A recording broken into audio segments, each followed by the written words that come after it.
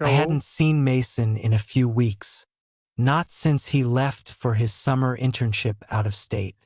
We'd been close growing up, practically inseparable through middle and high school, but ever since college started, our visits were more random than regular. So when I found his old jacket buried under the seat of my car, the one he'd left behind after our last basketball game together, I figured I'd drop it off at his house. It felt like the kind of small thing that didn't need to wait. It was early evening, warm, but with a breeze that hinted at rain. His house stood the same as always on that quiet suburban street, white siding slightly weathered, porch light already on even though the sun hadn't fully dipped yet. I remembered this porch well. How many times had we sat there, eating popsicles as kids, daring each other to run barefoot in the snow, throwing pebbles down the sidewalk for no reason. I climbed the steps and knocked. After a few moments, the door opened, and it wasn't Mason. It was his mom. I blinked, caught a little off guard. I hadn't seen her in over a year. Not properly, anyway. She looked different, but not in a bad way. Just softer. Her brown hair was tied up loosely, a few strands falling over her cheek. She wore a light gray sweater and dark jeans, barefoot on the hardwood floor. Her eyes widened slightly when she saw me, then relaxed into a quiet smile. "Well," she said, tilting her head, "this is a surprise." "Hi, Mrs. Connors," I said, holding up the jacket. I found Mason's. Thought I'd drop it off." Her smile warmed. "That's sweet of you." She reached out to take it but paused. "Mason's not here. He won't be back for another 2 weeks." "I figured," I replied. "Just thought I'd return it anyway." There was a pause, a soft moment between the handoff and the next sentence. Then she said, "You can come in if you'd like. It's been a while." I hesitated, not out of awkwardness, but surprise. She'd always been kind, even when we were loud, annoying teenagers eating all the snacks and leaving muddy shoes by the stairs. Still, this felt different, calmer, more intentional. "I've got tea," she added, "and the house is too quiet these days." I smiled. "Sure." I stepped inside, and everything smelled like lemon and laundry detergent, the way it used to. Only now, there was a stillness. Not unpleasant, just present. No TV blaring from Mason's room. No thud of sneakers on the stairs. Just soft light from the kitchen and the faint hum of the dishwasher. She motioned for me to sit at the island counter while she grabbed 2 mugs. "Chamomile okay?" "Yeah, that's fine." I sat on the tall wooden stool, glancing around. A framed photo near the fridge caught my eye. Mason in his cap and gown, and her beside him, arms around his shoulders, smiling wide. I wondered who took that photo. Maybe her husband. Maybe not. "So," she said as she handed me the mug, "how's school?" "Busy," I replied, "but good. This semester's lighter." She nodded. "That's good. You always seemed like someone who could manage pressure." I gave a half smile. "You're giving me too much credit." She leaned on the counter with both elbows. "You were always the thoughtful one." Mason never remembered birthdays or deadlines. "You reminded him." I laughed softly. "Yeah, I was the walking planner." We sipped in silence for a moment. It wasn't uncomfortable, just unexpected. I hadn't planned on staying, and yet now I didn't want to rush out. Something about the quiet, the tea, her presence. It slowed things down. "I still remember that time you both tried to build a treehouse with 2 nails and a roll of duct tape," she said suddenly, smiling into her mug. I chuckled. "That thing was a death trap. It lasted 3 hours. And a whole afternoon of arguing. She laughed. The sound was genuine and warm, like something that hadn't come out in a while. I noticed how her eyes crinkled slightly when she did. Not in an old way, in a real way. Then the wind picked up outside, and a low rumble rolled across the sky. Rain started tapping gently against the windows. "Oh," she said, glancing toward the living room. "That came faster than I thought." I looked at the window. The streetlights flickered on automatically. The rain grew heavier. "You want to wait it out?" she asked. "No pressure. I just hate the idea of you walking to your car and getting soaked." I looked out again. The rain was slanted now, hitting hard against the porch. "Yeah," I said. "Maybe I'll stay a little longer." She nodded, almost as if she'd expected that. Then she walked around the counter and sat down on the couch, tucking one leg under the other. She didn't turn on the TV, just sat, sipping her tea, looking out at the rain. I followed and took the seat beside her. Not too close, just near. And for the first time in a long while, the house didn't feel empty. Felt quiet, still, present. And strangely, so did I. The rain came down harder now, hammering the roof with steady rhythm. I leaned back on the couch, holding the warm mug between my hands, its heat slowly easing into my fingers. Across from me, Mrs. Connors, Julia, I remembered suddenly, though I'd never said her first name aloud, sat quietly with her legs tucked beneath her, one arm resting on the back cushion, her eyes tracking the droplets racing down the windowpane. "This kind of rain always makes the house feel older," she said, almost to herself. "Like it remembers everything." I glanced at her. "That's poetic." She smiled faintly. "I used to write little things like that, back before. Well, life." I didn't press. The way she said it made me think she wasn't offering a conversation, just letting something out of her chest to breathe. I nodded slowly. "I get that. I used to draw. Haven't touched a pencil in months." She turned her gaze to me, intrigued. "I didn't know that. Most people don't." I guess I stopped when it started feeling more like work. There was silence again, but a comfortable kind. Like we'd peeled back the surface a little, and were both surprised it didn't feel as strange as it should. She stood up a moment later. "Do you still like ginger cookies?" I blinked. "You remember that?" "I remember Mason always eating yours when you brought them over from home," she said over her shoulder, already in the kitchen. I felt so bad. I started buying them just in case. I smiled to myself. She returned with a small plate, the store-bought kind, but still warm from a quick turn in the microwave. We sat on the couch again, closer now, the plate between us. Her knee brushed mine once, unintentionally, and I didn't move away. She didn't either. "This feels weird," she said quietly, picking at the edge of a cookie. I looked at her, unsure what she meant. "Not bad weird," she clarified. "Just unfamiliar. Having someone here, talking like this." I nodded. "I didn't plan on staying this long." "I didn't plan on wanting you to," she admitted, then glanced at me quickly, like maybe she shouldn't have said it out loud. But I didn't flinch, didn't tease. I just met her eyes. "I'm glad you did," I said, and I meant it. She looked down at her mug. Her fingers were tracing the rim slowly, thoughtfully. "You know," she said after a long pause, "when Mason left for college, the house got quiet overnight, like someone had taken all the noise with him." I watched her carefully. Her voice was steady, but soft.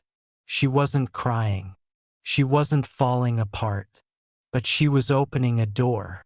"I kept thinking it would get easier," she continued. that I'd get used to the space, the silence, but it just got louder. You know? I nodded. Yeah, I do. Sometimes I turn the TV on just to hear voices. The rain punctuated her words, a steady hum beneath them. She let out a breath and leaned back into the couch, her head tilting toward the ceiling. God, I sound pathetic. You don't, I said. You sound human. She turned her head slightly to look at me. When did you grow up? I gave a small laugh. Probably somewhere between calculus and heartbreak. That made her smile. We sat like that a while longer, talking, not talking, listening to the rain. She told me about her job, part-time admin at a local nonprofit. How she liked the quiet hours but missed feeling needed. How Mason barely called anymore, and when he did, it was always rushed. How she'd been divorced for 3 years now and still hadn't figured out how to be alone. You're not alone right now, I said gently. She looked at me again, this time longer. Her eyes didn't waver. No, she said. I'm not. The lights flickered. Then, with a soft click, the room dimmed, power out. She blinked. Great. I stood. Flashlights. She nodded toward the hallway. Closet by the stairs. I found 2 battery-powered lanterns and brought them back. She had already lit a few candles from the kitchen, the kind that smell like cinnamon and vanilla and something else I couldn't quite place. We sat again, surrounded now by warm, flickering light. The room looked different like this. Older, yes, but also softer. The shadows stretched across the walls like slow-moving memories. She pulled her sweater tighter around her and tucked her feet under the throw blanket on the couch. You always notice things, she said quietly. Even as a kid. I tilted my head. What do you mean? You watched people. You listened. I remember thinking Mason didn't deserve a friend like you. I wasn't sure how to respond to that. She laughed lightly. Sorry, that came out wrong. No, I said. It didn't. We didn't speak for a minute or two. Just the sound of rain. Candles flickering. Her breath slow and even. Then she asked, Are you in a rush to get home? I shook my head. Not really. I live across town. It'd be a mess in this weather. She nodded slowly, as if weighing something unspoken. I have a spare room, if the storm gets worse. Her voice was casual, but her eyes weren't. I hesitated, not because I was unsure of the offer, but because I felt something shift in that moment.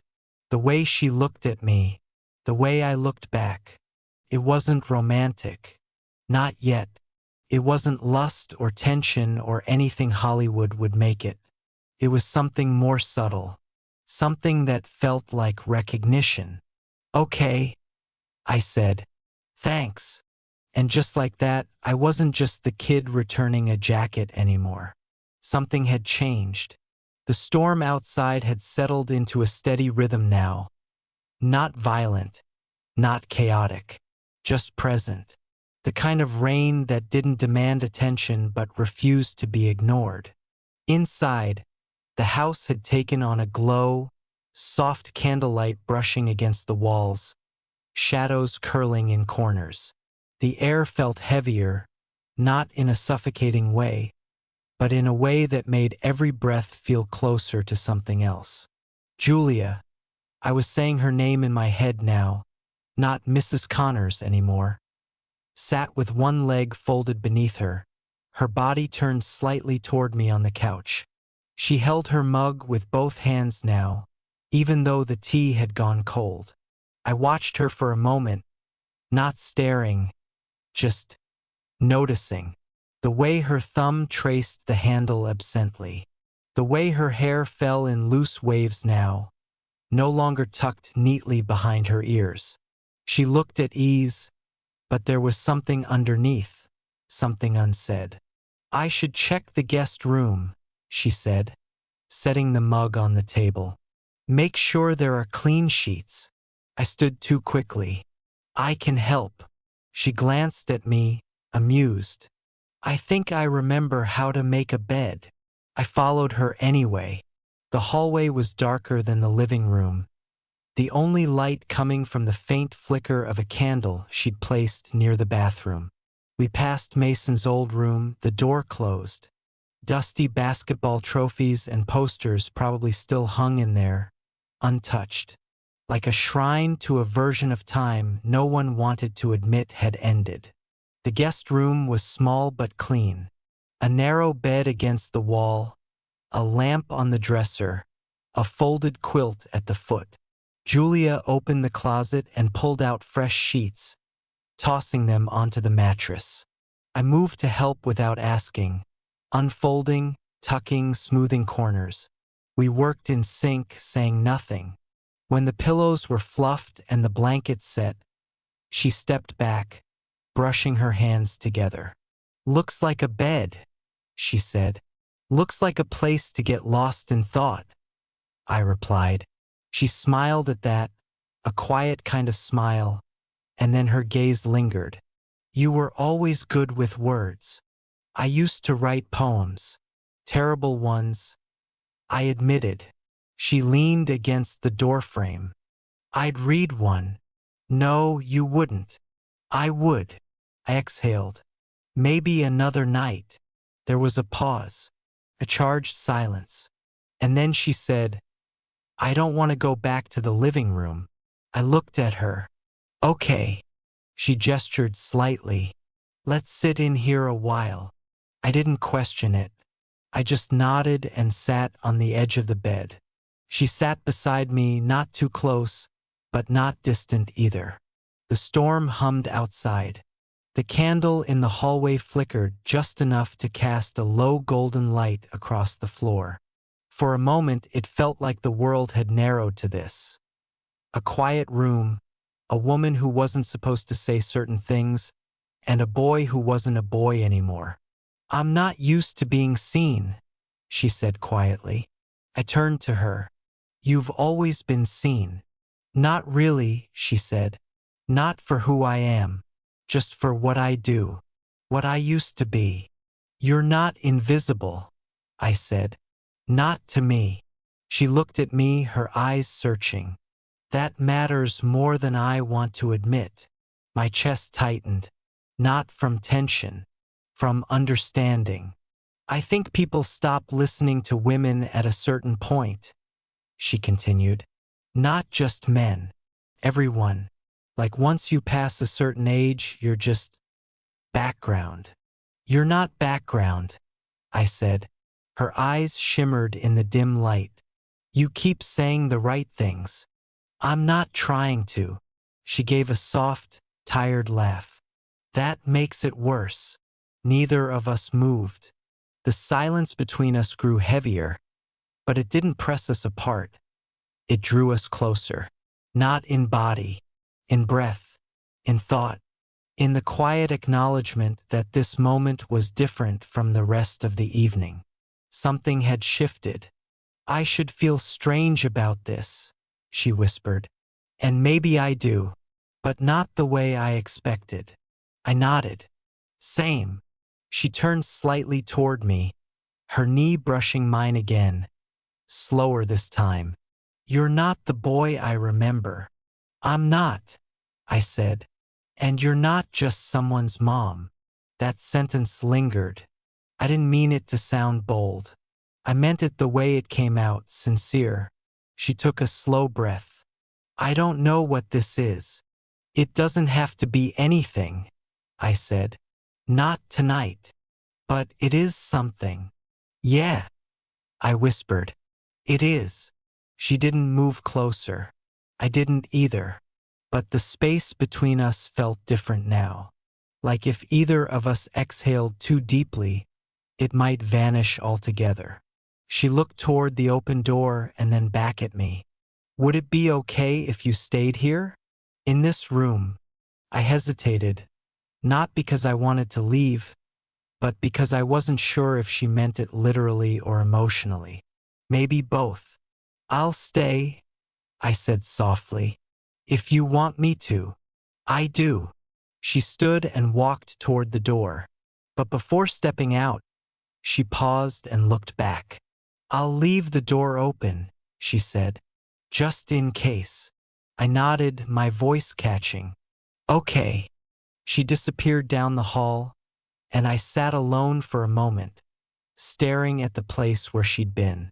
The air in the room felt warmer now, not from the candlelight, from something else, something quiet, something real, and I didn't know where it was going. But I knew I wasn't ready to walk away. The hallway light cast a soft glow into the guest room. I sat still on the edge of the bed, hands in my lap, the blanket untouched beside me. The house was quiet again, but not the same kind of quiet it had been when I first walked in. This one felt like it was listening, like it was waiting to see what I'd do next. I lay back on the bed eventually, eyes fixed on the ceiling. Shadows from the candle flickered faintly across the drywall. I could hear the faint murmur of Julia moving around the kitchen. A spoon against ceramic. A drawer opening, then shutting again. Nothing urgent, just presence. My eyes drifted to the open door. It wasn't wide open, just enough to let the light in. Just enough to let me know it was still there. I wasn't sure how long I stayed like that. 5 minutes, 10, maybe longer. But at some point, I heard soft footsteps in the hallway again. Bare feet brushing against the wooden floor. I sat up slowly. She appeared in the doorway, silhouetted in the warm spill of hallway light. Hair loose now, falling gently over one shoulder. She wore a simple navy blue t-shirt and soft gray lounge pants. Nothing about her said this moment was planned. That's what made it feel so real. "You okay?" she asked gently. I nodded. "Yeah." She leaned against the doorframe. "I made some more tea. Couldn't sleep." I hesitated. "Want company?" She didn't answer with words, just stepped aside to make room. We moved together without much noise. In the kitchen, she handed me a mug and sat across from me at the table, one knee pulled up, chin resting on her hand. We sipped quietly, the silence between us familiar now, even comforting. Then she spoke. "I keep thinking about how strange this would have felt a year ago," she said. I looked up at her. "And now?" "It doesn't," she said softly. "Not really." I swallowed. "I've thought about that too, like how easily this could have felt wrong. But it never did." Her eyes lingered on mine for a long moment. "You make me feel younger," she said. "Not because of how old you are, but because you look at me like I still matter." "You do matter," I said. "You don't need anyone to tell you that, but I'll keep saying it anyway." Something shifted in her posture. She wasn't guarded anymore, just open. "I think I stopped expecting anyone to see me," she admitted. "I got used to it, the invisibility." I reached across the table without thinking and placed my hand gently over hers. She didn't pull away. Her fingers curled lightly around mine. "I don't want to be invisible anymore," she whispered. "Then don't be," I said. "Not here. Not with me." The moment hung between us. Not heavy, but full. Full of possibility, of meaning. She stood quietly and tugged my hand gently, guiding me from the kitchen. I followed. We didn't go far, just to the hallway. She paused outside her room, the door still open, the candle on her nightstand casting golden light across the bed. "I wasn't sure if I should say this," she murmured, "but I don't want you to sleep alone tonight." I met her eyes. "Okay." We didn't rush. We didn't speak. She slipped into bed first, pulling the quilt over herself, then looked back toward the hallway. I stepped inside. The bed was warm, quiet, real. We lay on our sides, facing each other, a few inches of space between us. I don't expect anything, she said. I just wanted you here. I know, I said. She reached for my hand under the blanket, and I let her find it. Fingers interlocked. We stayed like that, eyes open in the dark. No kiss, no urgency. Just two people who, somehow, in all the spaces between years and labels and expectations, had found comfort in one another's presence. Eventually, her breath slowed. Her eyes fluttered shut. I stayed awake a while longer, watching the shadows move along the ceiling. The rain had stopped, but something else had started. In the morning, I woke to sunlight stretching across the room in long golden lines. Julia was already awake, her head propped on her hand, watching me quietly. "Morning," she said, voice hushed. "Hey," I murmured, blinking the sleep from my eyes. For a few moments we said nothing. Then she smiled, the kind of smile that had nothing to prove. "I'm glad you stayed." I nodded. "Me too." We got up slowly. No rush. She made coffee. I found my hoodie on the back of a chair. She handed me a mug and leaned against the counter, watching the steam rise between us. We didn't talk about what it meant. We didn't need to, because sometimes the most important moments are the ones where nothing is said, where presence speaks louder than promises.